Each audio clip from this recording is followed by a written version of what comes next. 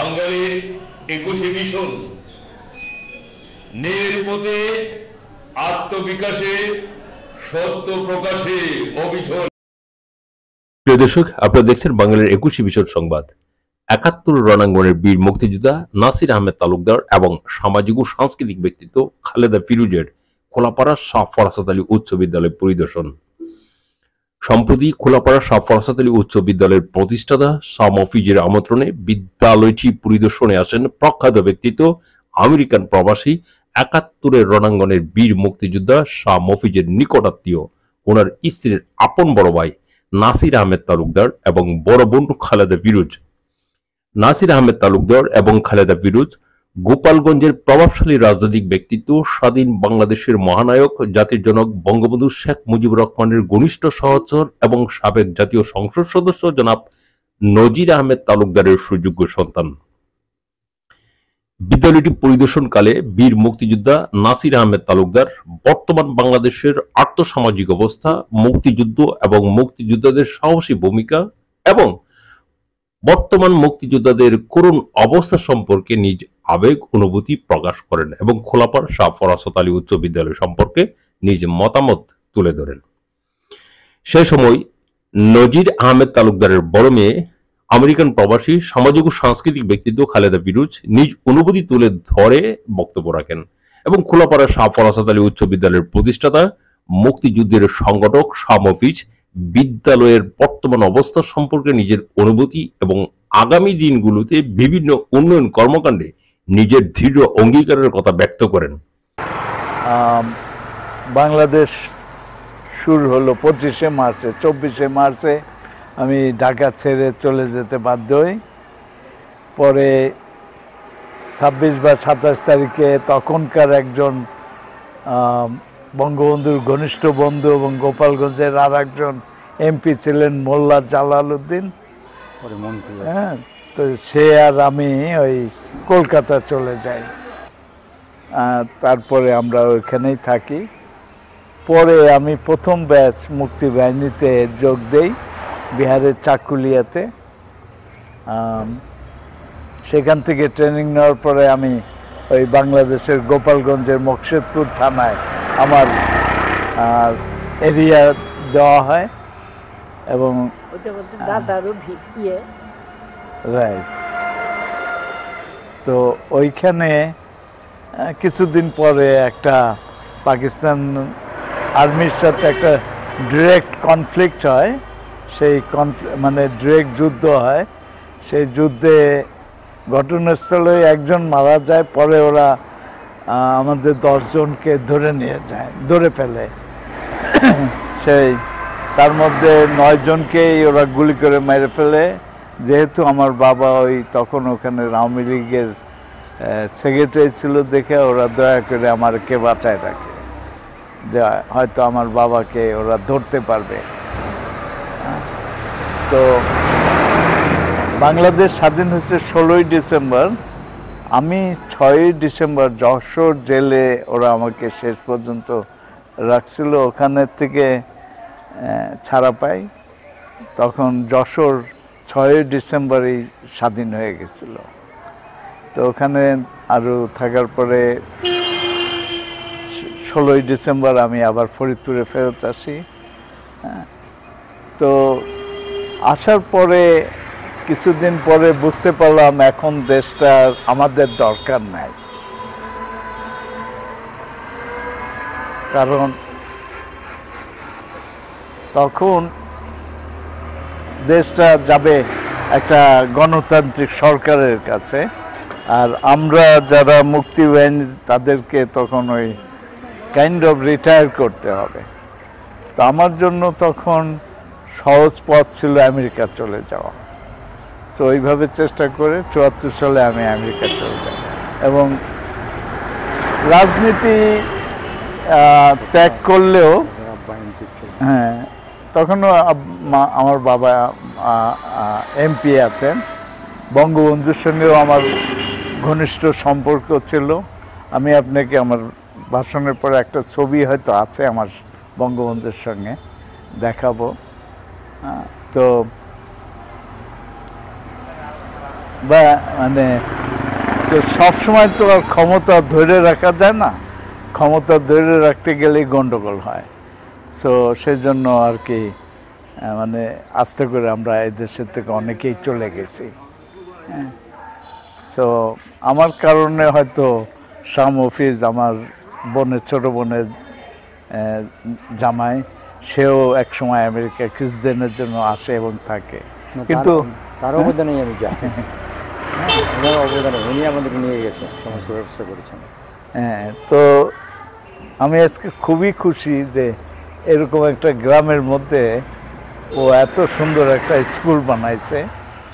হ্যাঁ, আমরা যদি এরকম অল্প অল্প করে কিছু তৈরি করি তাইলেই তো দেশটা অনেক বেটার হয়ে যাবে।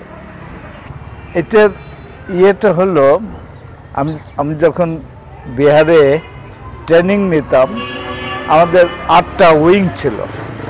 তো 8টা উইংয়ের মধ্যে আমি একটা উইংয়ের ইনচার্জ ছিলাম। ওরা বলতো উইং কমান্ডার। তো আমাকে এই প্রশ্ন অনেকেই করতো, আমার সাথে যারা মুক্তিবাহিনীর ট্রেনিং নিত, যে আমরা কিসের জন্য যুদ্ধ করছি, কি হবে আমাদের।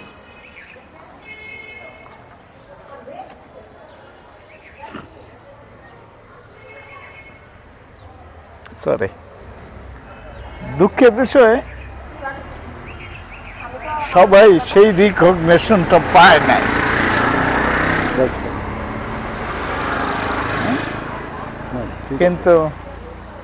কিন্তু আমি বলতাম ওদের, আর কিছু না হোক, দেশ তোমাদের মনে রাখবে।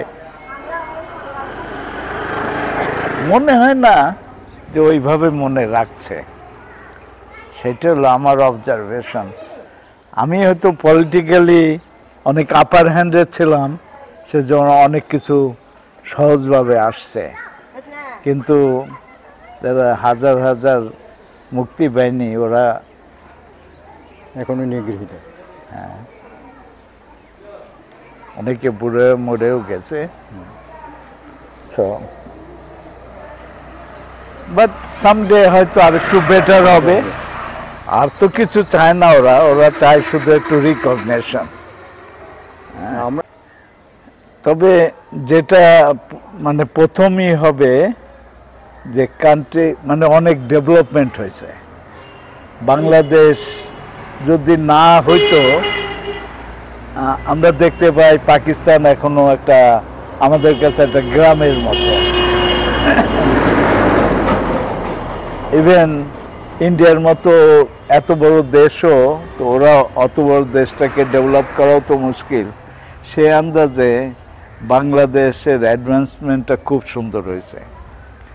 লোক সংখ্যা একটু বাড়ছে, এটা একটা প্রবলেম, কিন্তু লোক সংখ্যা যদি মানে আমরা যখন স্বাধীন হয়েছে 7.5 কোটি, এখন 17-18 কোটি লোক হয়ে গেছে, এটা যদি কন্ট্রোলে থাকতো, আমার মনে হয় আমাদের সবার একটা অর্থনৈতিক অবস্থা আরও বেটার হইতো। কিন্তু তারপরেও আমি একটা এক্সাম্পল আপনাকে দেই। আমি যখন গোপালগঞ্জে প্রথম গেছি ঢাকার থেকে, এই বাংলাদেশ হওয়ার পরে 12 থেকে 14 ঘন্টা লাগতো। ওই মাওয়া ঘাটে যে 6 থেকে 8 ঘন্টা বসতে, ফেরি লাইনে বসে থাকতে হতো। ওই দিন গেলাম 2.5 hours, 2.5 ঘন্টার মধ্যে আমি গোপালগঞ্জে পৌঁছে গেছি। এটা হলো প্রগ্রেস, তাই না? তো এখন আমি মানে এই আমেরিকা বসে বাংলাদেশের দই খাই। হ্যাঁ, দই মিষ্টি সব পাওয়া যায়, ইলিশ মাছ। এখন বাংলাদেশের প্রতি ওদের নজরটা অনেক বেটার হয়েছে। ওই যে আপনার ওই যে 74 সালে এই বলছিল ওদের ফরেন মিনিস্টার তখনের, যে আমরা বটমলেস কান্ট্রি, হেনরি কিসিঞ্জার। এখন আর ওই দৃষ্টিতে দেখে না ওরা। এখন বাংলাদেশের জিডিপি অনেক দেশের চেয়ে বেটার, তাই না? ইভেন সামটাইমস এটা চায়নার সঙ্গে কম্পেয়ার করা হয়। তো এই চেঞ্জটা তো বাংলাদেশ হয়েছে বলেই আমরা দেখতে পাচ্ছি। এই চেঞ্জটা তো আর অটোমেটিক হয় নাই। So I think we are doing very good. Economically একটা কান্ট্রির জন্য এত শর্ট টাইমে এত ভালো করা সম্ভব না। আমি খালেদা ফিরোজ, নজির আহমেদ তালুকদারের বড় মেয়ে। আমার ছোট বোনই হলো শাহ মফিজের মিসেস। আমরা এখন দাঁড়ায় আছি শাহ ফরাজ আলী উচ্চ বিদ্যালয়। ওনারে আমি নিজে চোখে দেখছি, খুবই একটা সুন্দর একটা ভদ্র মানুষ। মৃত্যুর সময় দেখছি আমি, তাও আমার কাছে ওনারে খুব সুন্দর লাগছে দেখতে। তার ছেলে সেজ ছেলে না, সেজ ছেলে শাহ মফিজ আমাদের বৈবাহিক সূত্রে আমাদের আত্মীয়। তার সৌভাগ্যে আমরা আজ এখানে আসছি। স্কুল থেকে আমরা অভিহিত,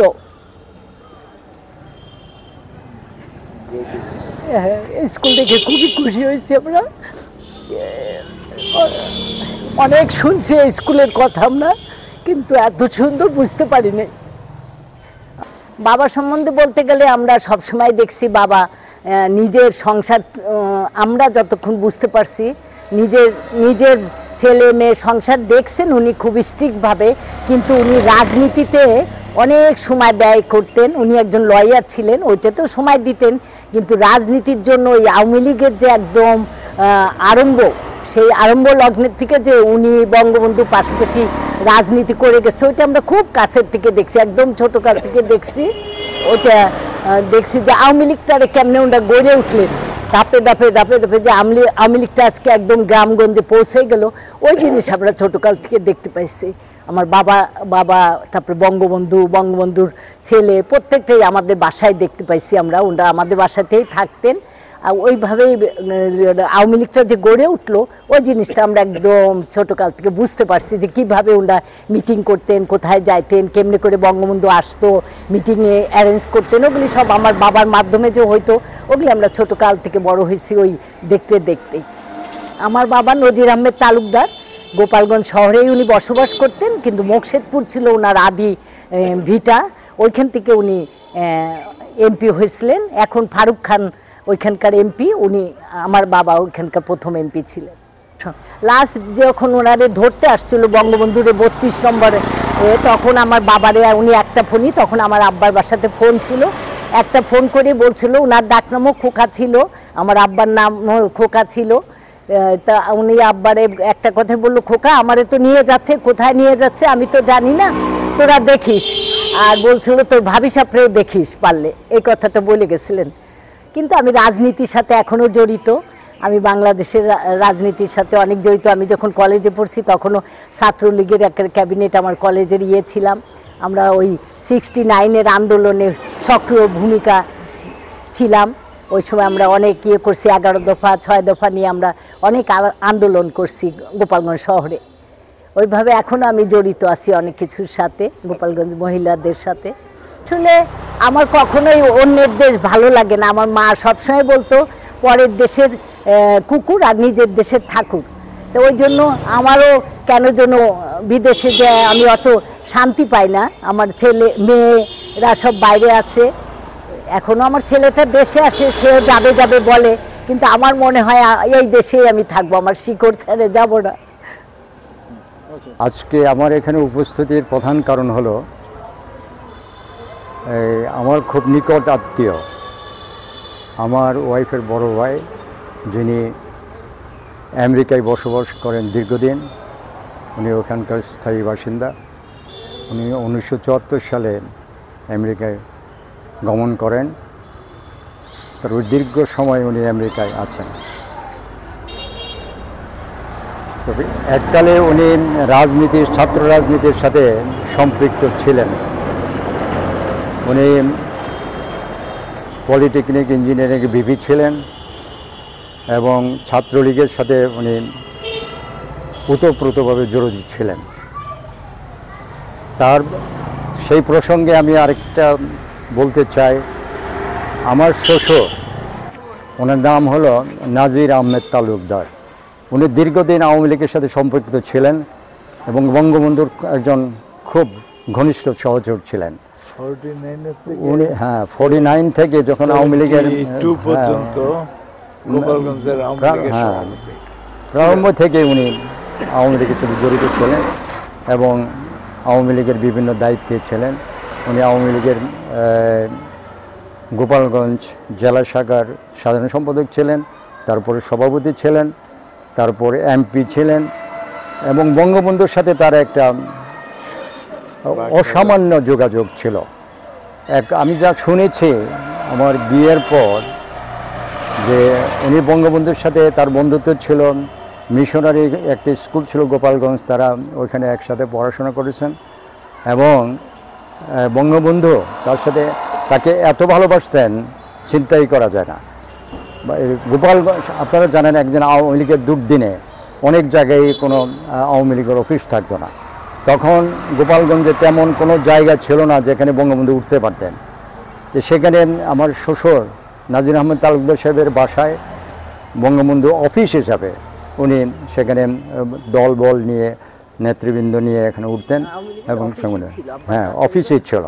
আমি ওই সাবেক যে বাংলাদেশের প্রেসিডেন্ট ছিলেন জিলুর রহমান সাহেব, প্রসঙ্গক্রমে উনি আমার আত্মীয় হয় ভৈরবের, উনি প্রসঙ্গক্রমে আমার সাথে প্রায় বলতেন, আরে তোমার শ্বশুর বাড়ি তো, তখন তো আমি এত জানতাম না, আমার তো শ্বশুর তখন বিয়ে হয় নাই, বলে যে সমস্ত মিটিং তো বঙ্গবন্ধু ওখানে করতেন এবং বঙ্গবন্ধু তার সহচরদের নিতেন এবং তার ওয়াইফও সেখানে গেছেন, মানে এইরকম, মানে শেখ হাসিনা এখন বর্তমান প্রধানমন্ত্রীও নাকি গেছে। আচ্ছা যাই হোক, আর অন্য যারা নেতা আছে তারা তো আছেই।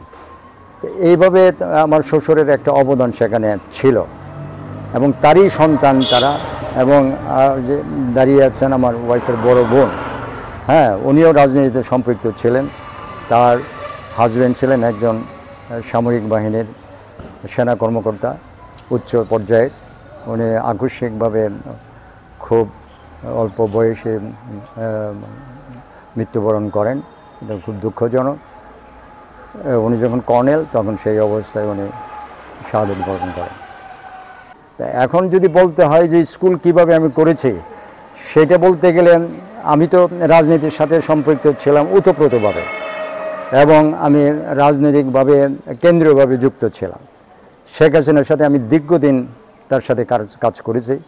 শেখ হাসিনার এমনও মন্তব্য ছিল যে ওই যে রাজশাহী ইউনিভার্সিটিতে প্রতিনিধি দল আসছে, বলছে যে শাহ মফিজের মতো দুইজন লোক থাকলে আওয়ামী লীগের লোক থাকে না।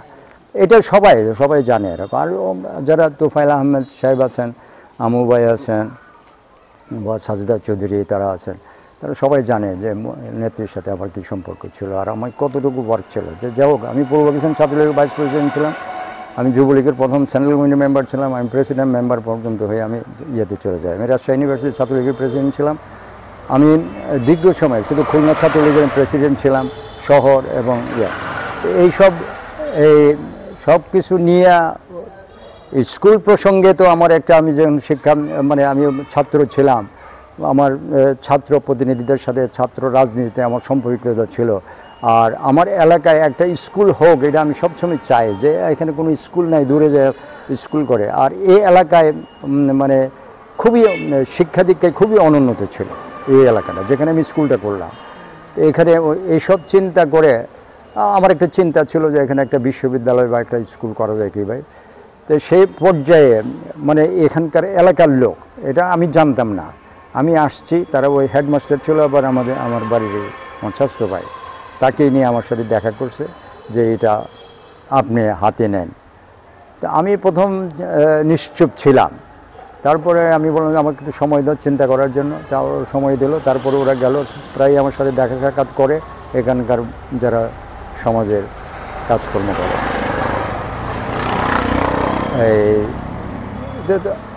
এরপরে আমি সিদ্ধান্ত নিলাম যে ঠিক আছে, তারা খুব খুশি হলো এবং বিরাট জমায়েত করলো এইখানে, বিরাট জমায়েত। মানে আমার মনে আবাল বৃদ্ধ বনিতা এখানে উপস্থিত ছিল। জায়গা কি তোমার প্রত্যেক জায়গায় ছিল? না, এটা প্রত্যেক জায়গায় আমি জায়গা কিনে দিচ্ছি, তবে শেষ করি। যাই হোক, এখন এত কিছু বলতে গেলে অনেক সময় নেবে। আজকে শুক্রবার, আমি এখানে শেষ করতে যাচ্ছি। স্কুলটা করার ব্যাপারে যতটুকু আমার শ্রম হয়েছে এবং যতটুকু হয়েছে আমি সন্তুষ্ট, যতটুকুই হোক। এর মধ্যে অনেক কিছু ব্যাপার আছে যেগুলো খুব অপ্রাসঙ্গিক, আমি সে কথা বলতে চাই না। তো যাই হোক, এখন স্কুলটা পূর্ণাঙ্গভাবে দাঁড় হয়েছে, এটা আমার মানে আমি এতে খুব স্যাটিসফাইড, এগুলো কথা।